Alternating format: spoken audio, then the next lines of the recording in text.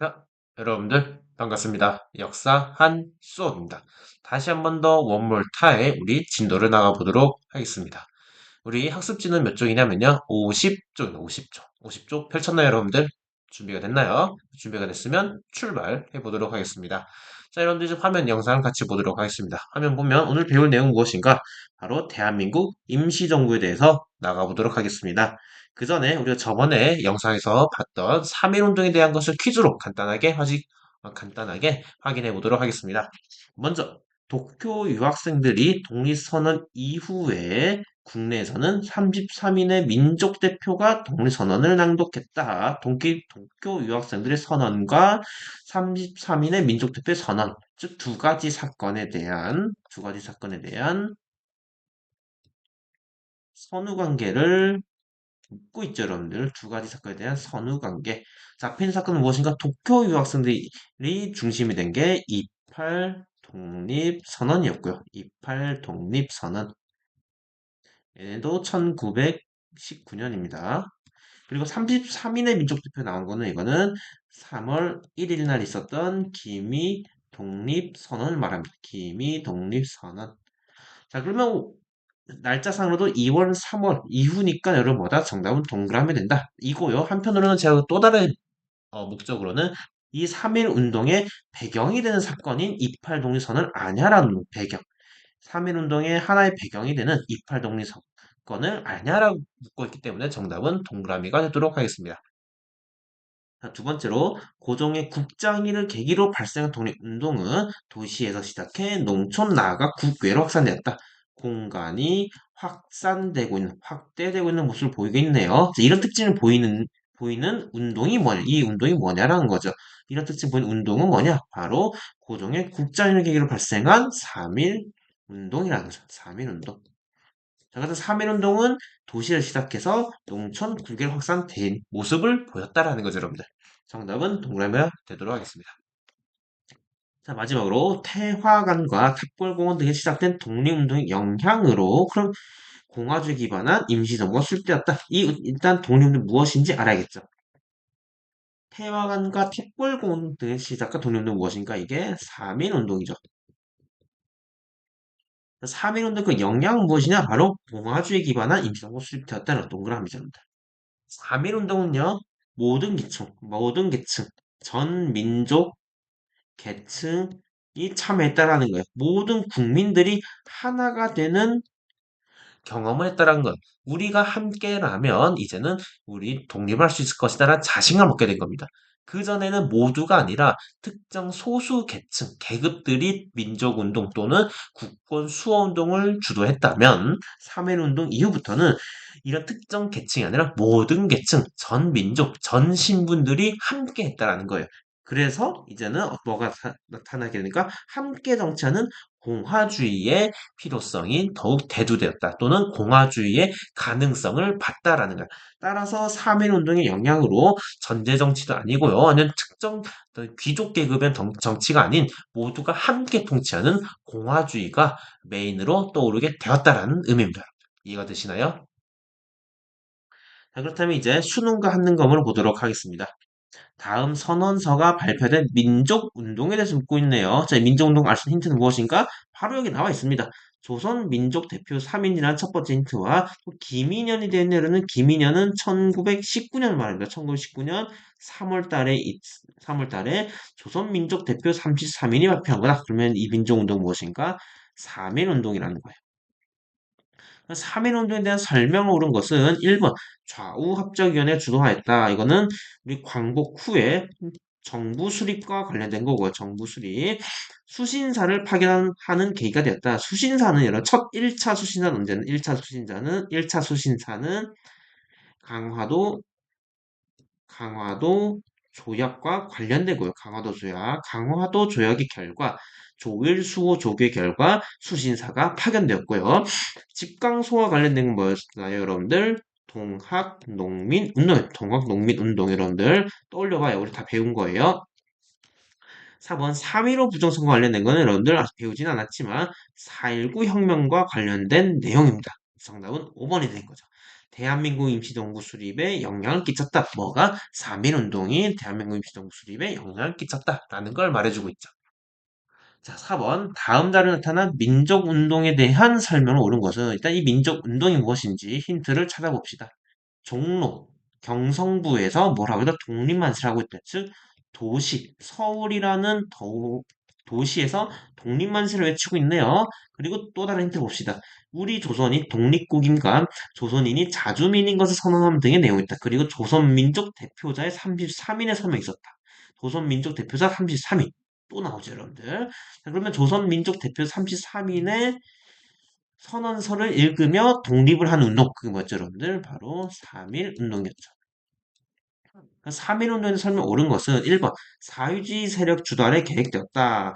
X고요. 사회주의가 아니라 학생들, 학생, 그 다음에 종교계 등 이들 중심으로 전개되었다는 거고 2번 대한민국 임시정부 수립 계획이 되었다. 정답 2번 이제 똑같죠. 문제가 똑같죠. 3번 일제 배고인 사건은 여러분들 신민회였죠. 신민회. 4번 한국인 학생과 일본 학생 간의 충돌. 학생 간의 충돌. 우리 배웠던 거예요. 뭐였죠, 여러분들?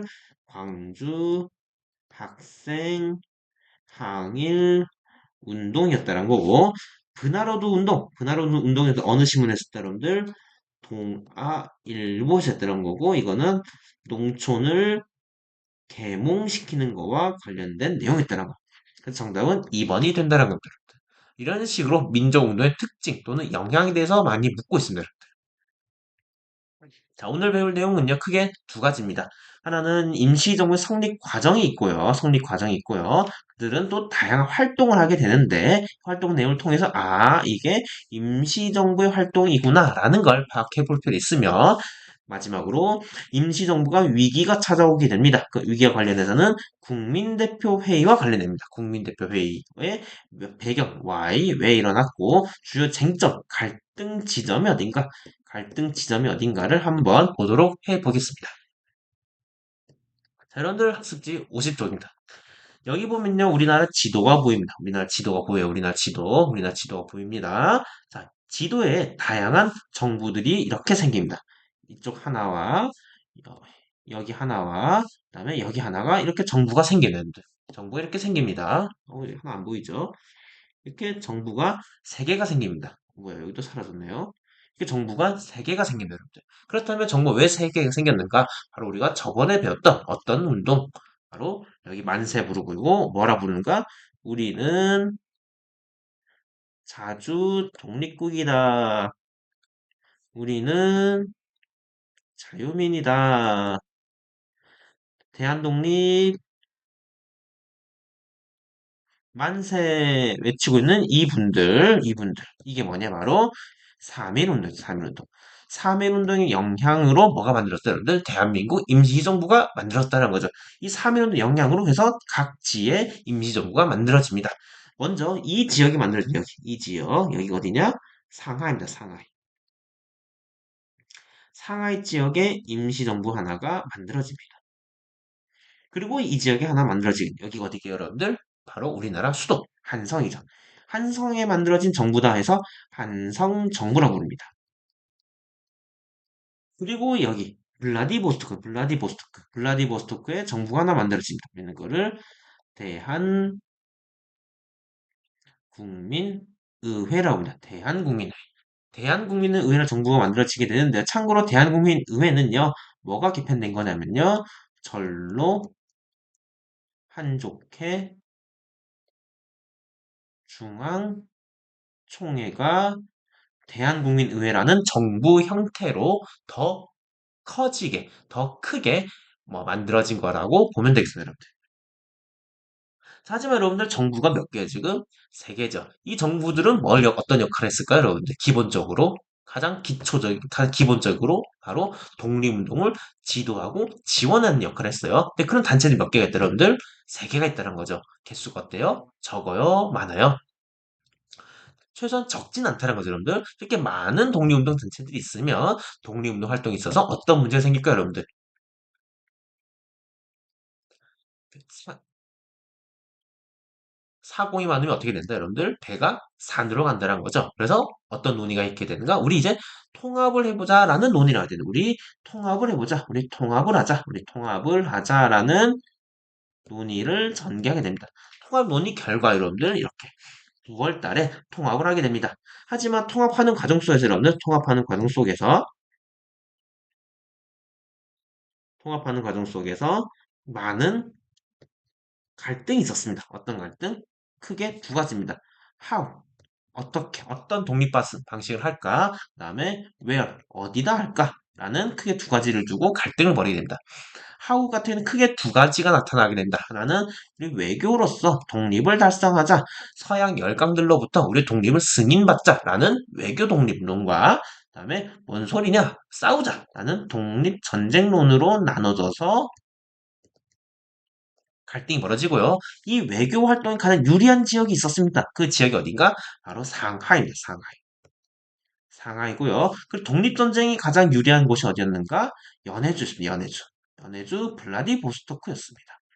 자, 그래서 이들 간에 또 갈등이 발생하게 됩니다. 이 끊임없는 갈등 상황 속에서 이 외교를 강력하게 주장했던 사람이 있습니다. 그 사람은 누군가? 이승만입니다.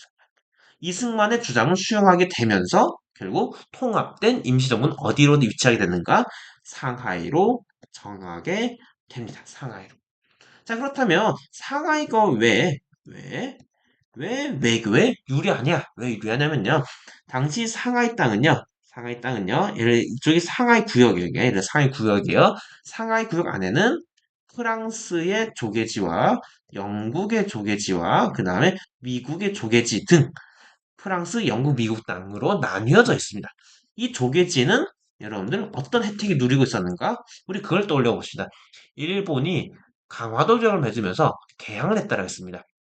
그 개항지에서 얻은 일본의 혜택이 무엇이었나요, 여러분들? 사법권과 관련해서 무엇이 있었나요?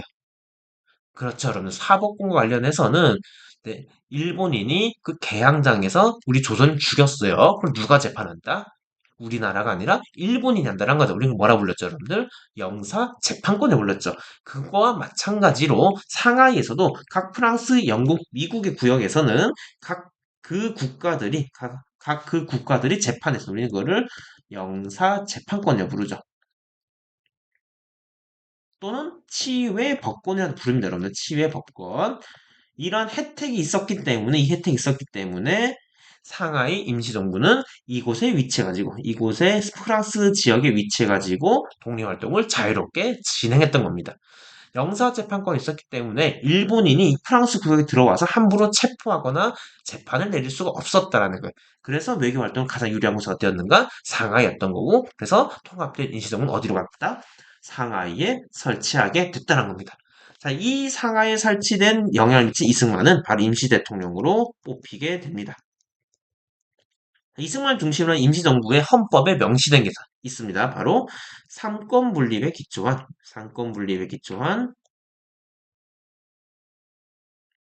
민주공화정입니다. 우리나라의 임시정부는요, 바로 공화정입니다. 예.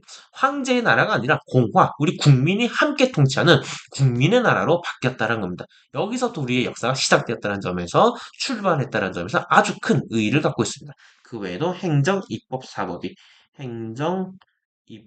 사법이 나눠져 있는 삼법이 분리되어 있는 형태를 갖고 있다라고 볼 수 있습니다. 자, 이거를 한번 사료를 통해서 파악해 보도록 하겠습니다. 자, 이거는 대한민국 임시정부의 헌법입니다. 이 4월달이라는 것은 통합되기 전 상하이 임시정부의 헌법이고요. 9월달은 통합 후인데, 자, 봅시다. 가에 들어갈 알맞은 정치체제를 써보자. 우리 임시정부가 추구했던 나라가 어떤 나라였어요, 여러분들? 국민의 나라, 황제의 나라, 귀족의 나라, 어떤 나라? 바로 국민의 나라인 것. 국민 함께 통치한다는 것. 그래서 대한민국은 공화정을 한다. 민주공화제로 한다는 거죠. 민주공화제.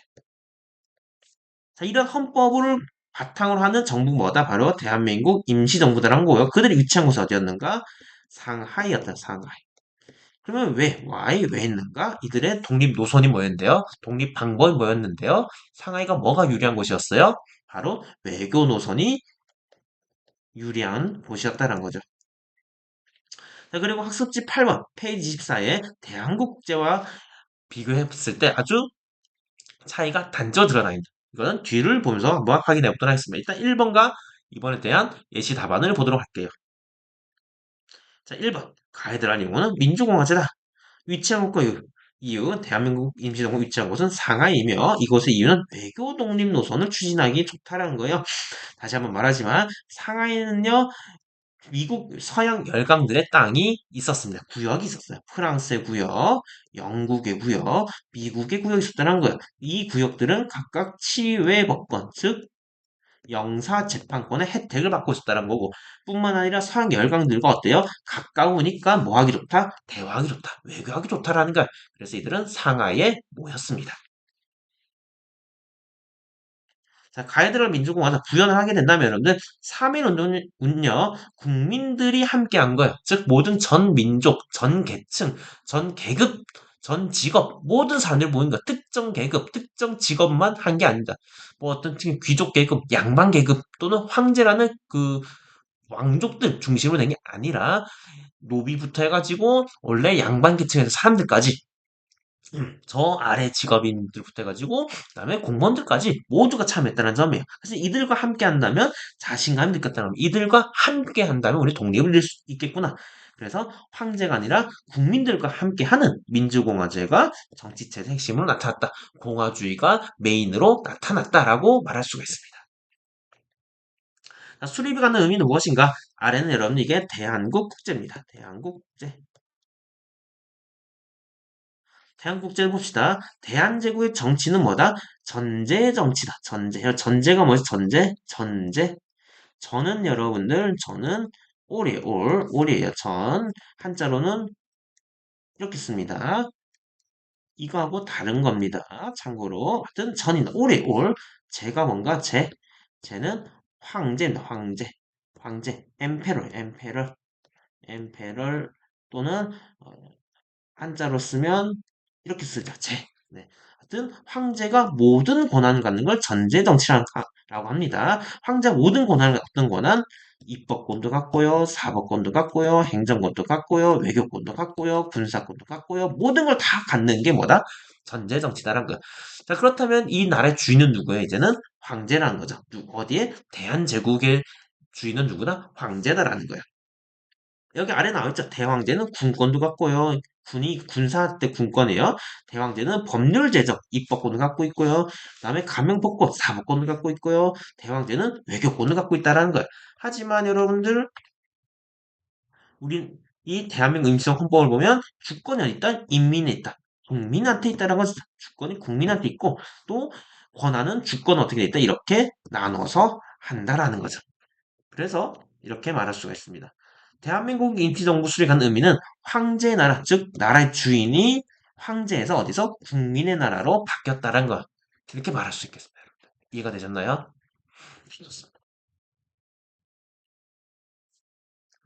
자, 이렇게 국민의 나라, 공화주의를 지향하는 임시정부는 어떤 활동들을 했는가? 크게 국내를 연락하고요. 문화 활동도 하고, culture, 그리고 외교 활동도 하고요. 그다음에 군사적 당이 만들고요. 자금을 모금 활동도 합니다. 먼저 국내와 연락을 해야 됩니다. 왜요? 당연히 독립을 하기 위해서는 이 국내의 식민지 상황, 일제의 통치 상황, 일제의 통치에 대한 정보를 얻어야 됩니다. 정보를 얻어야 돼요. 정보를 알아야지 우리 식민지에 대해서 이 우리 국내에 어떤 지도를 할지, 국내에 어떻게 대응을 할지를 정할 수가 있는 거죠. 자, 이런 연락을 담당하는 기구가 뭔가? 먼저 연통제라는 제도를 시행해야 됩니다. 연통제로는 말대로 행정 조직입니다. 강원도, 강릉시, 주문진, 읍과 같이 위계가 있는 행정 조직을 말하는 행정 질서. 이 조직은 어떤 업무들을 하게 됐는가? 먼저 연통제 같은 경우는요, 기본적으로 전달하는 거예요. 뭘 전달하게 되는가? 정부 문서와 명령을 전달하게 돼. 정부 문서와 명령을 전달해. 즉, 공문서를 전달하게 되는 역할도 하고요. 그리고 뭘 하게 되는가? 군자금도 조달하고 군자금 마치 세금을 걷는 것처럼요. 그리고 정보도 당연히 보관을 담당하게 됩니다. 이 우리 식민지 땅에 이 일본 애들이 무슨 일들을 하고 있는가 또는 최근에 어떤 일들이 생겼는가를 정보를 보관하는 역할을 한다라는 거고요. 정보를 수집하는 기관이 있습니다. 우리는 그거를 교통부에다 교통국 즉 정보기관 여러분들. 그리고 문화활동으로는요, 독립신문을 발간하고요, 한일관계 사료집들을 만들면서 서양 세력으로부터 외교의 어떤 특수성 이해시키고자 했다라는 거예요. 즉, 이 한일관계 사료를 만든 이유는 뭐냐? 독립신문 발간도 마찬가지고, 이거 이유는 뭐냐? 외교 독립 노선의 일환이었다는 거예요. 외교 독립 노선을 달성하기 위해서 독립신문이나 한일관계 사료집을 만들어 서양 세력들한테 홍보하고 선전하고자 했다라는 겁니다. 그리고 또 다른 외교 활동으로서는요, 어, 파리강화 회의에 파견된 신규식이 아니라 여러분들 김규식이에요. 제가 수업 때 이거는 제가 말 안 했는데 신규식이 아니라 김규식입니다. 수업 다시 한번 말을 하겠지만 오답니다. 신규식이 아니라 김규식이에요. 참고로 신규식도 실존하는 인물이에요. 이 당시에 존재하긴 했지만 지금 여기에 파리강을 파견된 사람은 김규식이었다라는 거. 이 김규식이 파견된 그 명칭이 뭐였는가? 신한 청년당이었어요. 신한청년당은요, 임시정부가 통합되기 전부터 이 파리 강화 회의에 참석했습니다.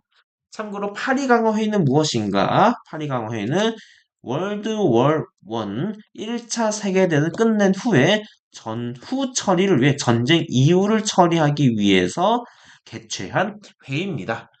연합국들이 여기 들어가 있습니다.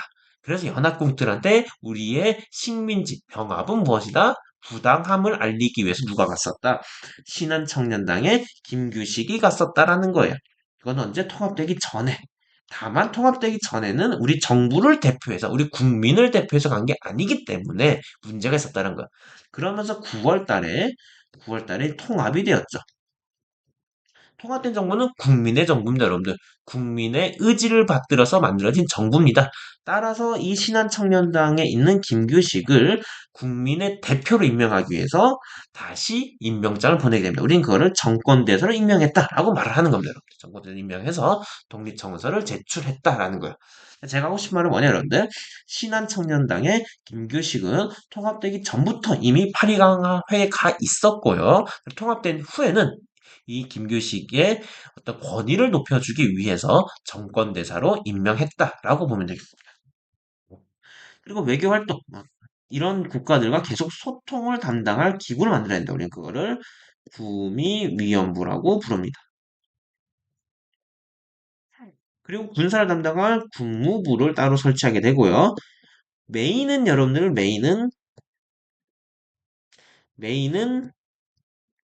메인은 외교 활동이지만 그래도 군사도 포기할 수 없습니다. 당연히 독립전쟁을 주장했던 세력들도 있기 때문에 그들의 의견도 일부 반영해줘야겠죠. 그래서 군사 업무를 담당할 군무부를 설치하게 되고요.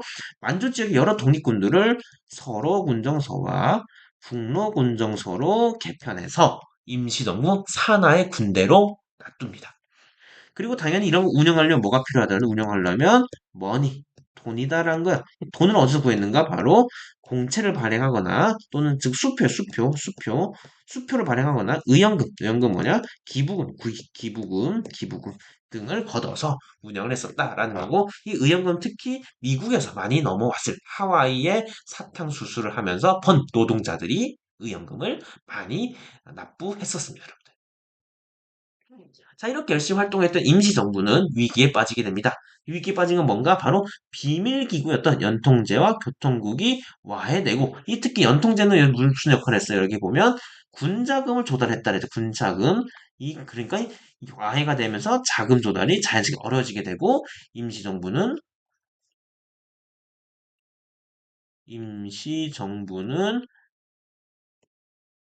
가난함에 빠지게 되는 거죠. 가난해지는 거죠. 왜냐? 바로 연통제가 와야 됐으니까요.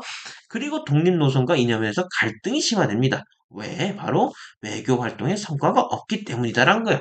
분명히 임시정부가 통합할 때 갈등이 있었다는 거죠. 독립전쟁이냐? 외교 독립이냐? 자, 외교 독립으로 근데 밀고 갔잖아요? 근데 외교 독립 성과가 있나요, 여러분들? 지금 독립했나요, 여러분들? 독립 안 했잖아요? 외교 독립에 대한 성과가 없으니까 이제 독립전쟁 주장했던 사람들이 말합니다. 야, 너희 외교 독립할 수 있다며? 너 왜 지금 안 되는데? 문제 있는 거 아니야? 어? 왜 그래? 라고 문제를 제기하는 거죠. 그런 식으로 하면서 다른 독립 노선들이 주장이 나타나겠는데 하나는 무장투쟁론, 아까 말했던 독립전쟁이에요. 그리고 실력 양성하자라는 대두 등 다양한 독립 노선들이 제기가 됩니다. 이처럼 다르게 말하면 이런 상황으로 인해서 임시정부는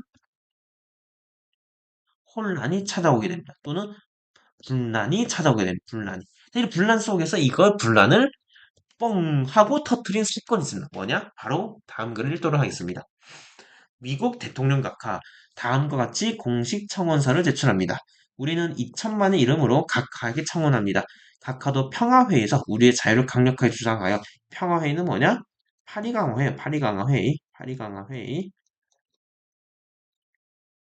파리강화회에서 주장하여 참석한 열강들 함께 먼저 한국을 일본 학정으로 벗어나게 하여 주십시오.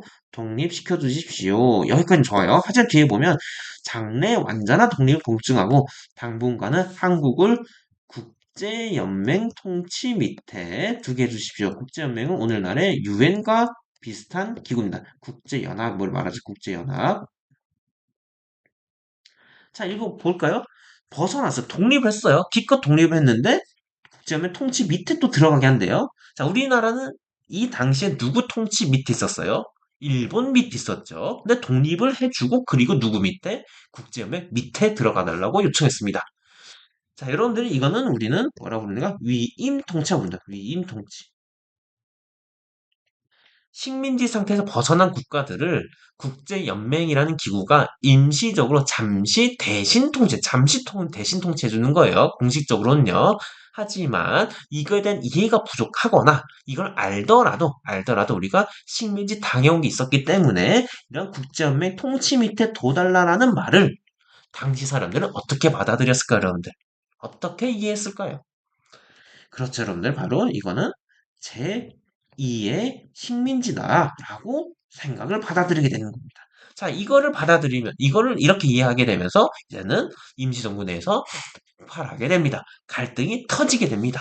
갈등이 터지면서 다음과 같은 글을 씁니다. 자, 그렇다면 통일, 그 다음에 대단결, 그 다음에 여기 보면 동일한, 그리고 뭐 통일적 기관, 이런 또 대회야 이런 걸 통해서 이건 무엇을 반증하고 있는가? 무엇을 반증하고 있는가? 지금 하나가 되지 못하고 있다라는 거예요. 되지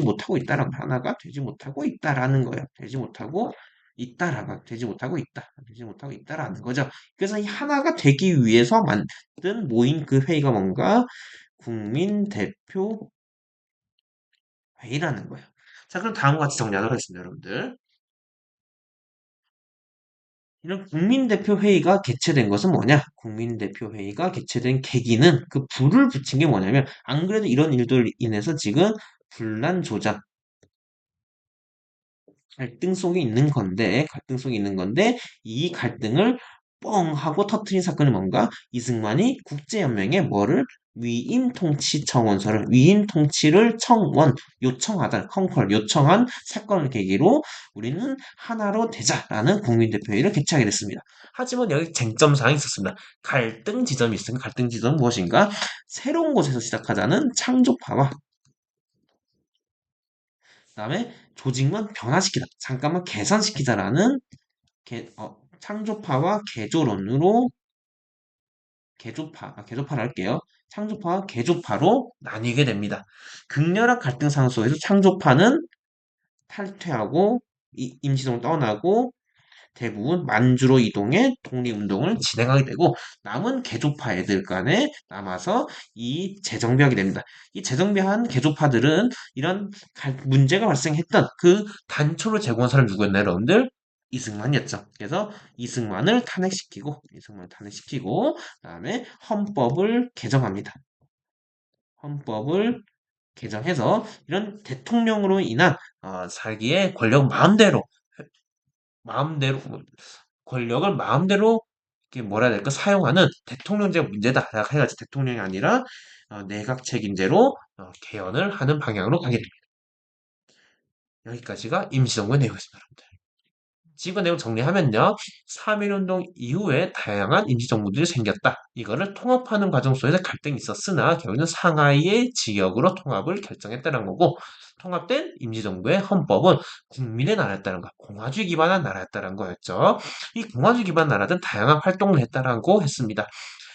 국내와 연락하고 노력했고요. 자금도 모금하고요. 군대 활동도 하고요. 외교 활동도 했다는 거. 이런 활동들이 누가 했다? 임시정부가 했다는 거죠. 이게 다양한 활동을 했지만 결국 1924년에 위기에 빠졌습니다. 왜냐하면 다양한 활동들이 발각되고 활동이 어려워지게 되었고 그뿐만 아니라 가장 문제가 되는 것은 노선 갈등이 있었다는 거죠. 이 노선 갈등에 불을 지핀 사건은 무엇인가? 이승만의 위임 통치 사건이었다는 거죠. 이 위임 통치 사건을 계기로 이 갈등의 노선을 하나로 대회합, 통합하기 위해서 통일적 기관을 만들기 위해서 어떤 회의를 개최했다? 국민대표회의를 개최했다라는 거죠. 하지만 국민대표회의의 결과는 무엇이다? 합의가 된 게 아니라 결렬되면서 창조파 세력들은 탈퇴했었다는 거죠.